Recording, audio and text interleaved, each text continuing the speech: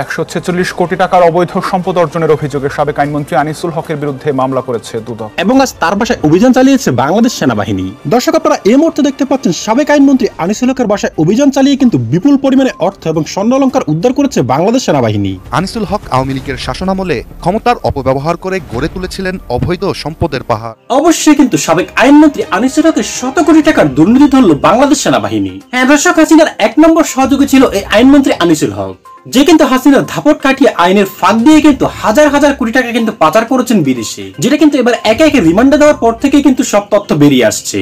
এবং সেই তথ্যের ভিত্তিতেই কিন্তু বাংলাদেশ সেনাবাহিনী কিন্তু অভিযান চালিয়েছে এই আইনমন্ত্রীর বাড়িতে, যেটা কিছু অংশ দর্শক আপনারা ভিডিওর শুরুতে দেখতে পেয়েছেন। এবার দেখবেন বিস্তারিত। তবে তার জন্য দর্শক সম্পূর্ণ ভিডিওকে আপনাকে ধৈর্য ধরে কন্টিনিউ করতে হবে, তবে আজকের এই সম্পূর্ণ বিষয়টি ভালো করে বুঝতে পারবেন। তবে তার আগে দর্শক আপনার কাছে ছোট্ট করে একটি অনুরোধ, আপনি যদি আমাদের চ্যানেলে নতুন হয়ে থাকেন তবে অবশ্যই আগে চ্যানেলটি সাবস্ক্রাইব করে ভিডিওতে একটি লাইক দেবেন।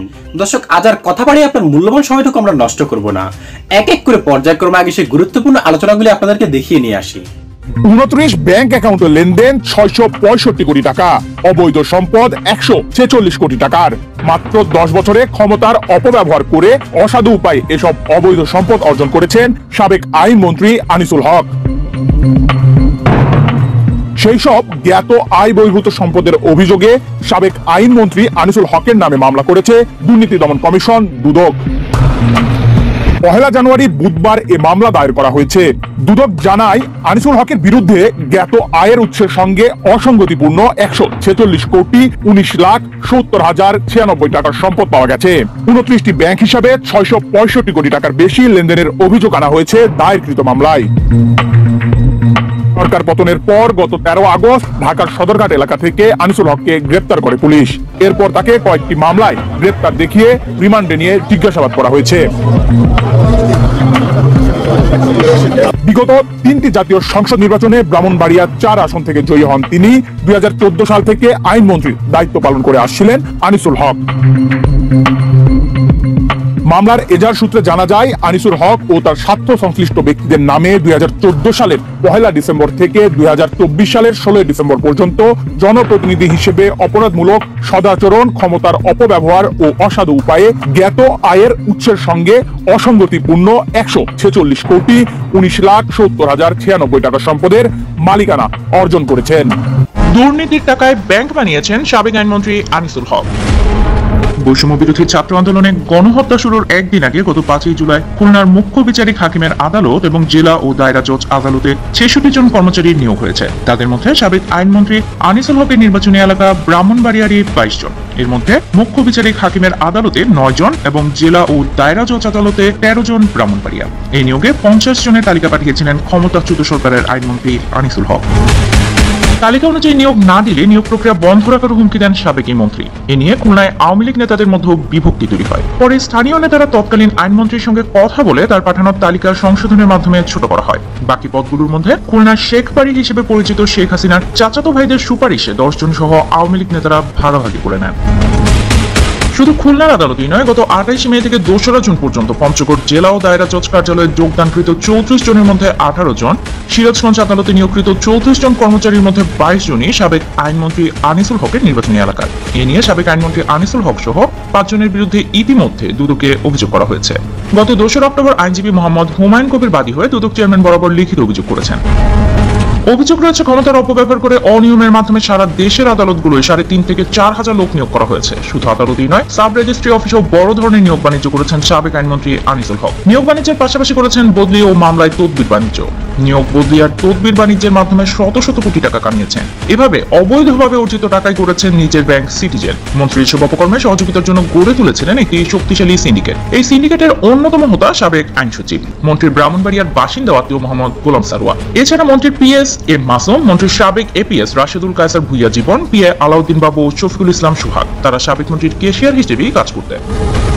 মামলায় তদবিরের নিয়োগ ও বদলি বাণিজ্যের ক্ষেত্রে মন্ত্রীকে নিয়ন্ত্রণ করতেন আইনজীবী তৌফিকা করিম মন্ত্রী সুপ্রিম কোর্টের একই চেম্বারে কর্মরত এবং তার ঘনিষ্ঠজন হিসেবে পরিচিত। এই চেম্বারের আরো 2-3 আইনজীবী মামলায় তদবির বাণিজ্যে জড়িত ছিলেন। স্পর্শকাতর মামলায় উচ্চ আদালত থেকে জামিন না পেলেও এই তদবির সিন্ডিকেটের প্রভাবে আসামিদের মিলেছে জামিন অধস্তন আদালত থেকে। এমনকি পেছনের দরজা দিয়ে জামিন দেওয়ার ঘটনাও ঘটেছে, আর বিনিময়ে কোটি কোটি টাকা হাতিয়ে নিয়েছেন বলে অভিযোগ রয়েছে। এরই মধ্যে দুদকের অনুসন্ধানে সাবেক আইন সচিব গোলাম সারোয়ারের বিরুদ্ধে দুর্নীতির তথ্য প্রমাণ মিলেছে। তিনি ক্ষমতার অপব্যবহার করে মন্ত্রণালয়ের নিয়োগ কমিটিকে বাধ্য করে ঘুষের বিনিময়ে নিজ এলাকা ব্রাহ্মণবাড়িয়ার কসবার 400 থেকে 500 লোক নিয়োগ দিয়েছেন। তাদের পরীক্ষার নম্বর বাড়িয়ে দেওয়া হয়েছে, কখনো পরীক্ষার খাতা পরিবর্তন করা হয়েছে, আবার কখনো একজনের পরীক্ষা দিতে অন্যজনকে ব্যবহার করা হয়েছে। দুদকের মামলায় জামিন ও খালাস বাণিজ্যের সঙ্গেও যুক্ত ছিলেন তিনি। অনুসন্ধানে জানা গেছে 2014 সালে প্রথমবারের মতো আইনমন্ত্রী হন আনিসুল হক। এরপর থেকে নিয়োগ বদলি ও তদবির বাণিজ্যে নেমে পড়েন। দ্বিতীয় মেয়াদে মন্ত্রী হওয়ার পর 2020 সালে 400 কোটি টাকা জামানত এবং 200 কোটি টাকা চলতি মূলধন দিয়ে সিটিজেন ব্যাংক প্রতিষ্ঠা করেন তিনি। তার মাকে প্রথমে এই ব্যাংকের প্রতিষ্ঠাতা চেয়ারম্যান করা হয়। মায়ের মৃত্যুর পর বহুল আলোচিত তৌফিকা করিমকে চেয়ারম্যান করা হয়। এখানেই শেষ নয়, প্রাইভেট একটি টেলিভিশনে 40% শেয়ার আছে তার। এই তৌফিকা করিমই ছিলেন আনিসুল হকের চালিকা শক্তি। তিনি যা বলতেন তাই করতেন আনিসুল হক। তৌফিকা করিমের কানাডায় বাড়ি রয়েছে, সেখানে তার ছেলে ও মেয়েরা থাকেন। ধারণা করা হচ্ছে ক্ষমতার পট পরিবর্তনের পর তৌফিকা করিম সেখানেই পালিয়েছেন। এদিকে 10 বছরের ব্যবধানে সাবেক আইন, বিচার ও সংসদ বিষয়ক মন্ত্রী আনিসুল হকের নগদ টাকা বেড়েছে 218 গুণ। ফুলে পেঁপে যেন আঙুল ফুলে কলা গাছ হয়েছেন। 10 বছর আগে 10ম জাতীয় সংসদ নির্বাচনের হলফনামায় তিনি তার কাছে 5 লাখ টাকা রয়েছে বলে উল্লেখ করেন।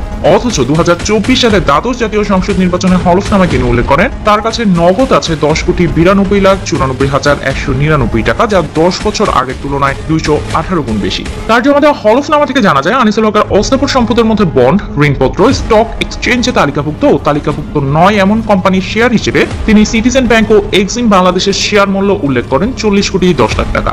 দশম একাদশ জাতীয় সংসদ নির্বাচনের হলফনামায় তার নিজ নামে কোনো শেয়ার নেই উল্লেখ করেছিলেন।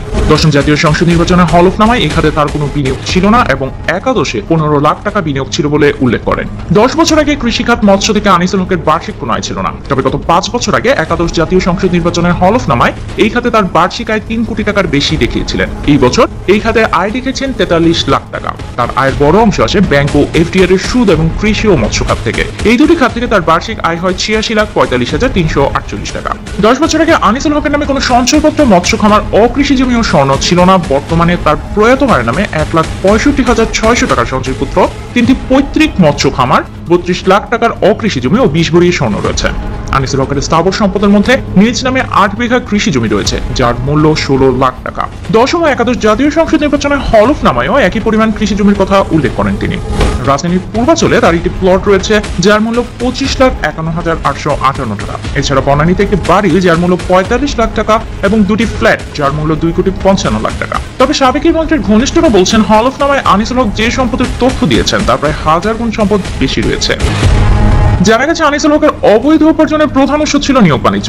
এমন কোন আদালত ও সাব রেজিস্ট্রি অফিস নেই যেখানে তার নির্বাচনী এলাকা কসবা ব্রাহ্মণবাড়িয়ার লোক নিয়োগ পায়নি। 2023 সালের মে মাসে তার এলাকায় এক অনুষ্ঠানে আনিসুল হক বলেছিলেন, কসবা ও আখাউড়া উপজেলার 1486 শিক্ষিত বেকার যুবককে আমি সরকারি চাকরি দিয়েছি এবং 700 বেশি লোককে নকল নবিশ বানিয়েছি। তেজগাঁও রেজিস্ট্রি কমপ্লেক্সে খিলগাঁও, উত্তরা, বাগদা, পল্লবী, গুলশান, শ্যামপুর, মিরপুর, সাভার, রূপগঞ্জ, কেরানীগঞ্জ এসব স্থানে বদলির জন্য এক একজন সাব রেজিস্ট্রারকে 2 কোটি টাকার উপরেও দিতে হয়েছে। সাব রেজিস্ট্রার ছাড়াও বিচারাঙ্গনের লোকজন ভালো পোস্টিং এর জন্য ধর্ণা দিয়েছেন পিএ বাবু আর সোহাগের কাছে। মন্ত্রী সাবেক এপিএস রাশেদুল কাউসার ভুইয়া জীবন কসবা উপজেলা পরিষদের চেয়ারম্যান হয়ে এলাকায় চলে আসার পর বাবু হয়ে ওঠেন মন্ত্রীর সবকিছুর হর্তাকর্তা। 2018 সালে পিএ নিয়োগ হওয়ার পর বাবুর অন্য রূপ বেরিয়ে আসতে শুরু করে। এদিকে ক্ষমতার পট পরিবর্তনের পর আনিসুল হক কারাগারে রয়েছেন, আর অন্যরা রয়েছেন পলাতক। ফলে এসব নিয়োগ বদলেও তদবির বাণিজ্যের ব্যাপারে তাদের বক্তব্য নেওয়া সম্ভব হয়নি। জানতে চাওয়া হলে দুদক সংস্কার কমিশনের প্রধান ও দুর্নীতি বিরোধ সংস্থা ট্রান্সপারেন্সি ইন্টারন্যাশনাল বাংলাদেশ টিআইবি নির্বাহী পরিচালক ডক্টর ইফতেখারুজ্জামান দৈনিক সকালের বাংলাদেশকে বলেন, এভাবে এলাকার লোকজনকে নিয়োগ দিয়ে মন্ত্রী দুর্নীতি ও ক্ষমতার অপব্যবহার করেছেন। এক্ষেত্রে বহুমাত্রিক অপরাধ সংঘটিত হয়েছে। প্রতারণা, দুর্নীতি, ক্ষমতার অপব্যবহার ও মন্ত্রীর শপথ লঙ্ঘনের মতো ঘটনা ঘটেছে। তিনি আরো বলেন, মন্ত্রী হিসেবে সে অনুরাগ বিরাগের বশবর্তী হয়ে কাজ না করার যে শপথ নিয়েছিলেন তা তিনি লঙ্ঘন করেছেন। রাজনৈতিক স্বার্থ হাসিল করার জন্য এলাকার লোকজনকে নিয়োগ দিয়ে অঞ্চল প্রীতি করেছেন। মন্ত্রী হিসেবে তার উপর অর্পিত দায়িত্ব পালন করতে গিয়ে ক্ষমতার অপব্যবহার করেছেন। এছাড়া মন্ত্রীর একার পক্ষে এসব কাজ করা সম্ভব হয়নি। মন্ত্রীর পাশাপাশি এসব নিয়োগ প্রক্রিয়ার সঙ্গে জড়িতদেরও আইনের আওতায় আনা হবে। পাশাপাশি যারা নিয়োগ পেয়েছেন তারাও ক্ষমতার অপব্যবহার করেছেন। যদি কোনো অযোগ্য লোক এভাবে প্রভাব খাটিয়ে অর্থের বিনিময়ে নিয়োগ পেয়ে থাকে তাহলে তা যাচাই বাছাই করে দেখে আইনের আওতায় আনতে হবে। দর্শক, এই ভিডিও ক্লিপগুলি দেখার পর এই আইনমন্ত্রী সম্পর্কে আপনার ধারণা কি?